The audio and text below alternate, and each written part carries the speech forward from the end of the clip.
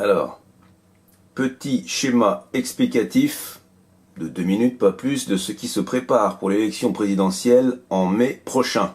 Un petit peu façon C'est pas sorcier, pour ceux qui connaissent. Donc voici le spectre politique tel qu'on nous a appris à le voir. Donc ici, l'extrême gauche, la gauche, le centre, la droite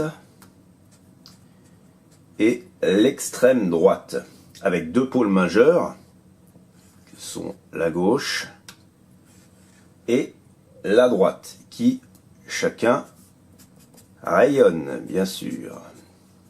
Alors la gauche rayonne plus que la droite, car la gauche a fait en sorte dans les années 80 que la droite ne puisse pas rayonner au-delà d'un cordon sanitaire autour de l'extrême droite. Et ce cordon sanitaire a longtemps été un obstacle pour l'extrême droite. Aujourd'hui, c'est sa force, car ça le protège des parasitages électoraux. Bon, voici maintenant où se situe la prise de pouvoir. Prise de pouvoir à peu près ici. Là, c'est la zone de prise de pouvoir. Avec du libéralisme économique du centre vers la droite et du libéralisme culturel du centre vers la gauche. Voilà, tout ce qui dépasse, c'est-à-dire ça et ça, c'est du folklore. C'est du folklore, c'est pour attirer le chaland au premier tour.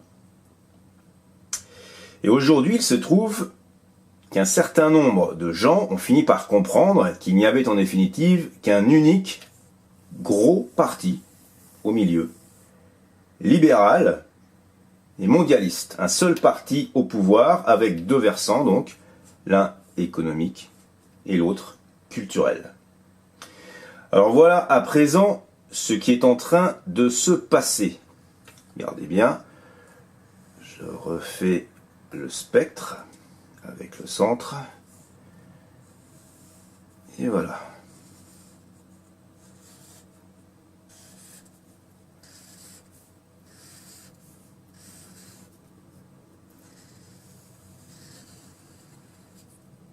Bon, c'est moche, hein, tant pis, on fera avec. Donc voilà, une belle roue. Et les deux nouveaux pôles, ici le centre, et là, tout autour, la marge. Le but du centre, c'est de rayonner le plus possible pour maintenir à la marge ce que les médias appellent populisme. Et c'est d'ailleurs quelque chose qui leur est généralement hostile. Pas fou. Les gens au pouvoir ont très bien compris tout ça et ils sont prêts à tout, même à surfer sur la vague ni gauche ni droite, comme dans l'ancien modèle. C'est la raison pour laquelle ils ont installé un candidat juste ici.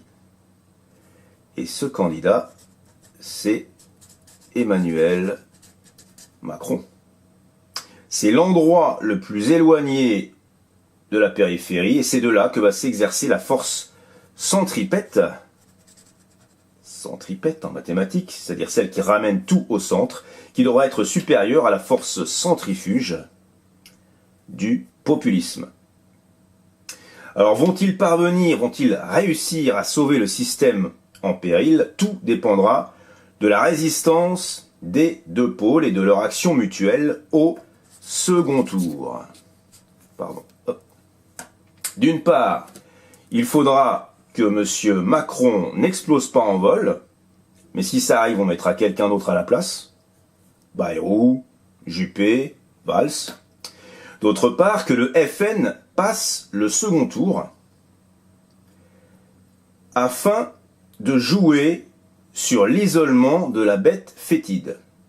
Et enfin, troisièmement, il faudra que Mélenchon, qui est là, n'oublions pas, rallie lui aussi le système, le centre, et appelle à soutenir Macron au second tour, ce qui est tout à fait possible. Et voilà le travail. À vos bulletins, amusez-vous bien.